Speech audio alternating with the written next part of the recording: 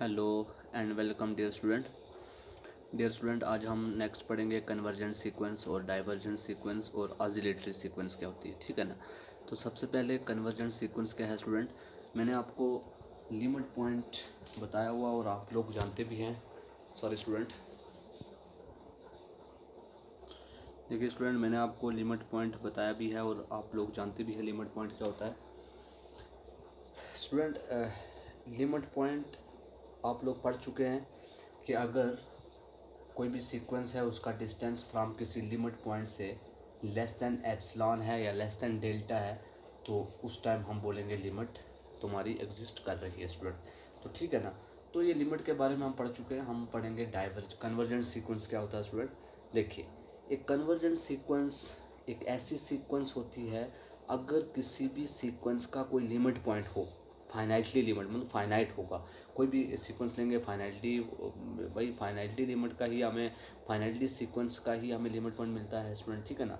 तो अगर किसी सीक्वेंस का लिमिट पॉइंट मिल जाए तो हम बोलेंगे वो सीक्वेंस क्या है, कन्वर्जेंट सीक्वेंस है।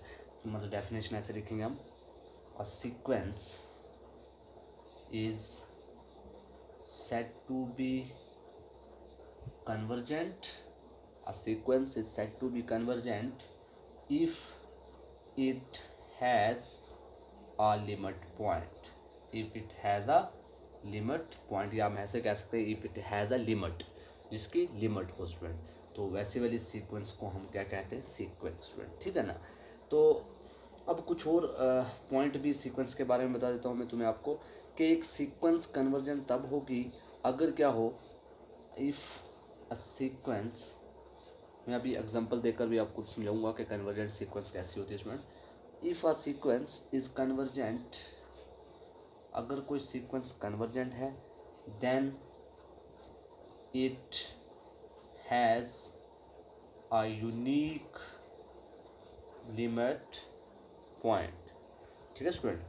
अगर कोई सीक्वेंस कन्वर्जेंट है तो उसका यूनिक लिमिट पॉइंट होगा। इट मीन्स इसका मतलब यह है, अगर किसी भी सीक्वेंस में more than one limit point आ जाए, मतलब किसी सीक्वेंस के एक लिमिट पॉइंट आने के बजाय दो लिमिट पॉइंट आ गए, तो वो सीक्वेंस कन्वर्जेंट नहीं होगी।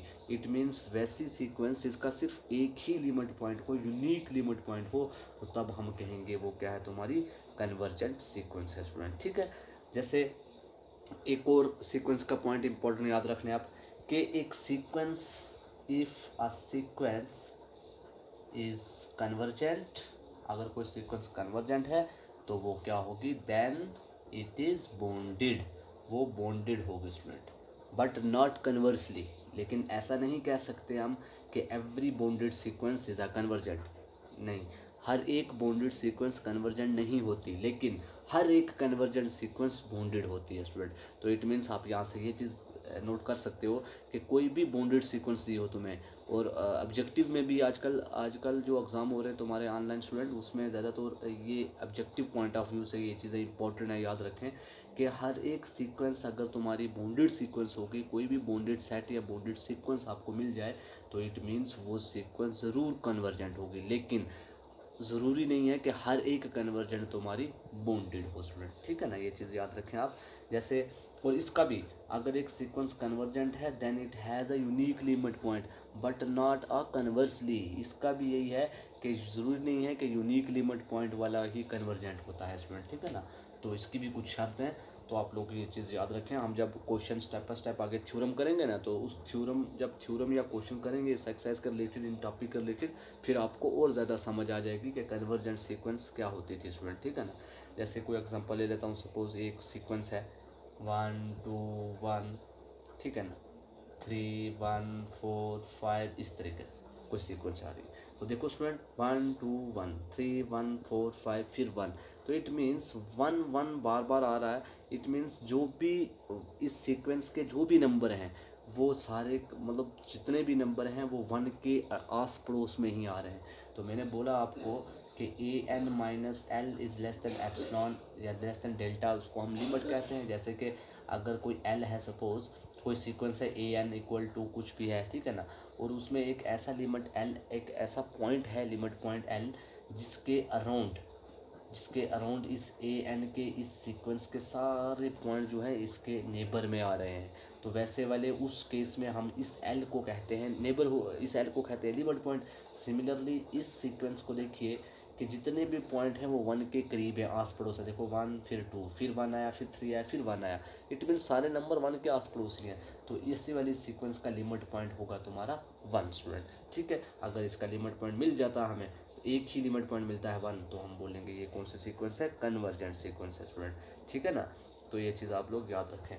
तो सिमिलरली एक और सीक्वेंस, जैसे सपोज ये आ जाए सीक्वेंस -1 की रेज़ टू पावर n, तो देखिए -1 की रेज़ टू पावर n के सीक्वेंस कैसी बनेगी, -1 1 -1 1 -1 1, इस तरीके से। मतलब इसका इस सीक्वेंस का रेंज बना -1 to 1, इस सीक्वेंस का रेंज ये बन रहा है। तो देखिए स्टूडेंट इस सीक्वेंस में 2 लिमिट पॉइंट आ रहे हैं, एक -1 फिर 1 -1 1 -1 1, इट मीन्स ऐसी वाली सीक्वेंस के 2 लिमिट पॉइंट आ रहे हैं। तो जिस सीक्वेंस के 2 लिमिट पॉइंट आए वो सीक्वेंस कन्वर्जेंट नहीं होती स्टूडेंट। तो सीक्वेंस कन्वर्जेंट वही होगी जिसका लिमिट पॉइंट एक ही होगा, यूनिक लिमिट पॉइंट होगा स्टूडेंट, ठीक। आई होप आपको समझ आ रहा होगा। सिमिलरली एक और सीक्वेंस के लिए आप कन्वर्जेंट सीक्वेंस का के लिए एक पॉइंट याद रख लें कि अगर कोई सीक्वेंस कन्वर्जेंट होगी तो इट मीन्स उसकी हर एक सब सीक्वेंस भी कन्वर्जेंट होगी और converges to the same limit. अगर कोई कन्वर्जेंट सीक्वेंस किसी लिमिट को कन्वर्ज कर रही है एल को, तो उसकी सब सीक्वेंस भी, उस कन्वर्जेंट सीक्वेंस की सब सीक्वेंस भी जो होगी ना वो भी कन्वर्जेंट होगी और वो भी इसी एल को कन्वर्ज करेंगे स्टूडेंट, ठीक है। तो ये पॉइंट इंपॉर्टेंट था, याद रख लें आप लोग, ठीक है ना। तो उसके बाद बात करते हैं हम divergent sequence student. I hope आपको ये कन्वर्जेंट सीक्वेंस के बारे में समझ आया होगा स्टूडेंट। तो बाकी जो है एप्सिलॉन और डेल्टा के बारे में, ठीक है ना, एप्सिलॉन और डेल्टा अब बुक में एप्सिलॉन और डेल्टा दे रखा है डेफिनेशन सबसे। तो एप्सिलॉन और डेल्टा स्टूडेंट मैं आपको ऑलरेडी बता चुका हूँ कि क्या है, यही है एक्चुअली में जो हम कर रहे हैं कि an-l is less than epsilon, ठीक है ना। तो ये वही चीज़ है, लेस देन एप्सिलॉन का मतलब कोई पॉजिटिव इंटीजर एग्जिस्ट करेगा उस टाइम, ठीक है ना, किसी भी पॉइंट्स के लिए। तो वो खैर बात की बात है, जब हम क्वेश्चन करेंगे उन क्वेश्चनों में मैं आपको समझा दूंगा कि एप्सिलॉन और डेल्टा किस तरीके से हम यूज़ करते हैं स्टूडेंट, ठीक है ना। तो आगे देखिए डाइवर्जेंट सीक्वेंस, डाइवर्जेंट सीक्वेंस, ठीक है स्टूडेंट। तो डाइवर्जेंट सीक्वेंस क्या होता है, अगर किसी भी सीक्वेंस के लिमिट पॉइंट इनफाइनाइट आ जाए तो वैसी वाली सीक्वेंस को हम क्या कहते हैं, डाइवर्जेंट सीक्वेंस। तो हम लिखेंगे definition, a sequence is called divergent if its limit point is infinite। अगर उसके लिमिट पॉइंट इनफाइनाइट आ गए तो वैसी वाली सीक्वेंस को हम क्या कहते हैं, डाइवर्जेंट सीक्वेंस कहते हैं स्टूडेंट, ठीक है ना। या हम ऐसे भी कह सकते हैं, a sequence which is not convergent is known as divergent. कोई भी सीक्वेंस कन्वर्जेंट नहीं होगी तो वो डाइवर्जेंट होगी। जैसे एग्जांपल n का स्क्वायर, ये सीक्वेंस, तो इस सीक्वेंस के कैसे पॉइंट बनेंगे, 1 का स्क्वायर, 2 का स्क्वायर, 3 का स्क्वायर, 4 का स्क्वायर, इस तरीके से मतलब बढ़ती जा रही है, इसका कोई भी लिमिट पॉइंट नहीं आ रहा। तो वैसी वाली सीक्वेंस जो होती हैं वो होती है डाइवर्जेंट सीक्वेंस स्टूडेंट, ठीक है ना। तो वो डाइवर्जेंट सीक्वेंस जो होती है वो कहाँ से कहाँ तक होती है, इनफाइनाइट, मैंने बोला इनफाइनाइट नंबर ऑफ लिमिट्स होंगे उसके, जैसे मतलब ये प्लस इन्फिनिटी से माइनस इन्फिनिटी तक होती है डाइवर्जेंट सीक्वेंस स्टूडेंट, ठीक है। तो ये चीज़ आप लोग याद रखें, डाइवर्जेंट सीक्वेंस क्या होती है। और डाइवर्जेंट सीक्वेंस में एक और इम्पॉर्टेंट नोट याद रखें कि एक जो डाइवर्जेंट सीक्वेंस होती है वो हमेशा अनबाउंडेड होती है स्टूडेंट, याद रखना। बाउंडेड सीक्वेंस जब भी कभी तुम्हें मिल जाए तो तुरंत लिखेंगे हम बाउंडेड सीक्वेंस क्या होती है, कन्वर्जेंट होती है। लेकिन डाइवर्जेंट सीक्वेंस जो होता है ये कभी भी बाउंडेड नहीं होती। Divergent sequence is always an unbounded sequence student. तो आई होप आपको समझ आया होगा। इसी तरीके से क्या नाम है इसका, ये डेफिनेशन आप डाइवर्जेंट सीक्वेंस की और तरीके से भी फर्दर आप आगे और भी कर सकते हो। कैसे कि एक सीक्वेंस बता देता हूँ आपको का, sequence an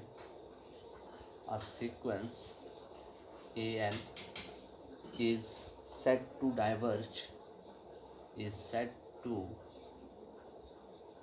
diverge plus infinity if for each sequence an is said to diverge plus infinity if for each positive real number k there exists a positive integer m such that a n is greater than k for all n is greater than or equal to m। Student कह रहा है, इसका मतलब ये है कि एक sequence A N को हम डाइवर्जेंट प्लस इन्फिनिटी तब कहेंगे अगर क्या होगा, if for each positive real number के, कोई भी हर एक पॉजिटिव रियल नंबर के लिए एक पॉजिटिव इंटीजर m एग्जिस्ट करेगा such that a n is greater than के।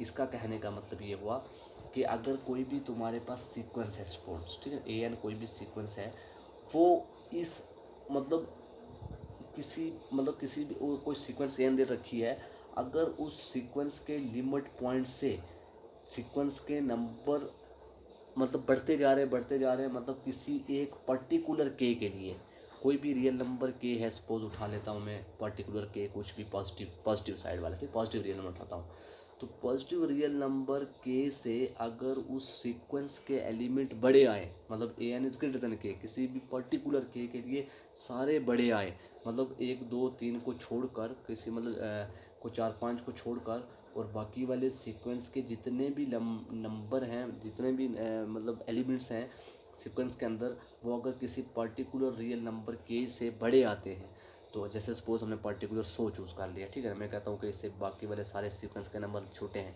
लेकिन अगर उसमें से कोई उस 100 से भी बड़े आ जाएं सीक्वेंस, तो एलिमेंट्स आ जाएं, तो वैसी वाली सीक्वेंस को हम प्लस डाइवर्जेंट कहते हैं। मतलब बड़े आ गए, मतलब किसकी तरफ रुजू कर रहे हैं, प्लस इन्फिनिटी की तरफ रुजू कर रहे हैं, तो वैसी वाली सीक्वेंस पे क्या होती है, डाइवर्जेंट सीक्वेंस। और सिमिलरली अगर नेगेटिव की तरफ आएगा तो वो माइनस इन्फिनिटी कहलाएगा, तो वो भी होती है डाइवर्जेंट सीक्वेंस स्टूडेंट, ठीक है ना। तो आई होप आपको समझ आया होगा। इसी तरीके से जब हम इसके एक्सरसाइज के क्वेश्चन या इनके रिलेटेड थ्योरम करेंगे ना, तो फिर आपको ये चीज़ें और ज़्यादा से समझ आ जाएंगे स्टूडेंट, ठीक है। तो बाकी आप बुक से भी पढ़ सकते हो, बुक में भी देख सकते हो कि कैसी वाली सीक्वेंस को हम किस तरीके से लिख सकते हैं, ठीक है ना। तो सिमिलरली एक उसके बाद होती है ऑसिलेटरी सीक्वेंस। तो ऑसिलेटरी सीक्वेंस क्या होती है स्टूडेंट,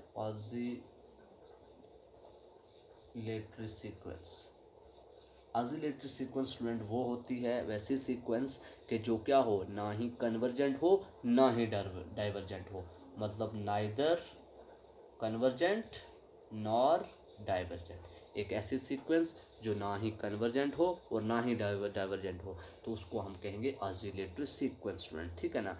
तो जैसे कि अब बाउंडेड सीक्वेंस, कोई भी अगर बाउंडेड सीक्वेंस है सपोज, ठीक है ना, ए बी, सपोज ये एक सीक्वेंस ऐसी है जो क्या है, बाउंडेड सीक्वेंस है, आप ऐसे भी लिख सकते हो ए एन एक सीक्वेंस ऐसी है जो बाउंडेड है, लेकिन बाउंडेड है तो सपोज ये मान लेते हैं ये बाउंडेड तो है लेकिन ये कन्वर्जेंट नहीं है। तो आपको पता है अगर बाउंडेड कन्वर्जेंट नहीं है तो बाउंडेड डाइवर्जेंट भी नहीं होती, क्योंकि मैंने आपको बोला कि डाइवर्जेंट में हमेशा सीक्वेंस क्या होती है, अनबाउंडेड होती है। तो इट मीन्स अगर कोई बाउंडेड सीक्वेंस कन्वर्जेंट ना हो तो अब हमें पता है कि बाउंडेड डाइवर्जेंट भी नहीं होती, तो हमने ये भी कह दिया कि बाउंडेड कन्वर्जेंट भी नहीं है, तो वैसी वाली सीक्वेंस क्या कहलाएगी, ऑसिलेटरी सीक्वेंस स्टूडेंट, ठीक है। तो जैसे जैसे मैंने आपको एग्जांपल दी थी -1 की रेज़ टू पावर n, तो ये क्या है स्टूडेंट, ये है बाउंडेड है, मतलब -1 to 1 के रेंज में आ रहा है, इसका रेंज है -1 to 1, तो सीक्वेंस ये बाउंडेड है लेकिन ये सीक्वेंस कन्वर्जेंट नहीं और ना ही ये डाइवर्जेंट है। क्यों नहीं डाइवर्जेंट, क्योंकि ये बाउंडेड है। और कन्वर्जेंट क्यों नहीं, क्योंकि इसके लिमिट पॉइंट 2 आ रहे हैं, तो इसलिए ये ना ही कन्वर्जेंट हुई ना ही डाइवर्जेंट हुई। तो इट मीन्स ये कौन सी सीक्वेंस है, ऑसिलेटरी सीक्वेंस, मतलब जो ऑसिलेट हो रहा है फाइनाइटली मेनी टाइम्स, मतलब -1 to 1 फिर -1 फिर 1 फिर, मतलब ऑसिलेट हो रहा है। तो इट मीन्स जो ना ही कन्वर्जेंट हो ना ही डाइवर्जेंट हो, वैसे वाली सीक्वेंस को हम कहते हैं ऑसिलेटरी सीक्वेंस में। तो आई होप आपको समझ आया होगा कि कन्वर्जेंट, डाइवर्जेंट और ऑसिलेटरी सीक्वेंस क्या होती है स्टूडेंट। तो उसके बाद कुछ इंपॉर्टेंट थ्योरम है, जैसे मैंने अभी यूनिकनेस ऑफ लिमिट बताई कि एक सीक्वेंस कन्वर्जेंट होती है जब अगर वो उसकी लिमिट यूनिक हो स्टूडेंट। तो वैसे अभी मैंने एक बात बोली ना आपको कन्वर्जेंट सीक्वेंस में, तो उसी का रिलेटेड थ्योरम में आ गए uniqueness of limit of convergent sequence. तो ये थ्योरम आप लोगों को होमवर्क है, आप लोग खुद ट्राई करेंगे, जहाँ से नहीं समझ आएगी आप लोग मुझे कांटेक्ट करेंगे स्टूडेंट, ठीक है। तो उसके बाद एक दो और कुछ इंपॉर्टेंट रिजल्ट हैं, वो भी आप बुक में देख सकते हो। एक कन्वर्जेंट सीक्वेंस बाउंडेड होती है लेकिन कन्वर्स नॉट ट्रू, ये मैंने बता दिया आपको। तो अगर कोई सीक्वेंस अनबाउंड है तो वो नॉन कन्वर्जेंट होगी, मतलब डाइवर्जेंट होगी स्टूडेंट। ठीक है ना। तो ऐसे वाले कुछ ये रिजल्ट देख रखे हैं बुक पे, आप लोग देख सकते हो। तो फिर उसके बाद नल सीक्वेंस है। तो नल सीक्वेंस आपको पता ही है क्या है स्टूडेंट, तो ये भी इंशाल्लाह देखेंगे कल के लेक्चर में। उसके बाद मोनोटोनिक सीक्वेंस, फिर कुछ बिहेवियर ऑफ मोनोटोनिक सीक्वेंस है, ठीक है। तो फिर मोनोटोनिक सीक्वेंस के बाद फिर अलजेब्रा ऑफ लिमिट्स है स्टूडेंट। तो फिर उसके बाद चलेंगे हम एक्सरसाइज पे, और कुछ इंपॉर्टेंट रिजल्ट हैं जो बुक पे वो आप लोग खुद सॉल्व करेंगे, ठीक है। फिर काशीज़ फर्स्ट थ्योरम लिमिट है, काशीज़ सेकंड थ्योरम लिमिट्स है, ठीक है ना। तो ये इंशाल्लाह हम कल के लेक्चर में और परसों के लेक्चर में इसको ख़त्म करेंगे, जो भी इसके अलावा बचता है स्टूडेंट। तो फिर उसके बाद चलेंगे हम एक्सरसाइज पे। तो आई होप आपको ये आज का लेक्चर समझ आया होगा कि कन्वर्जेंट सीक्वेंस क्या होती है और डाइवर्जेंट सीक्वेंस क्या होती है और ऑसिलेटरी सीक्वेंस क्या होती है स्टूडेंट। तो अगर किसी को कहीं से कोई डाउट है तो आप लोग मुझे कॉन्टैक्ट कर सकते हो student. Okay student, thank you.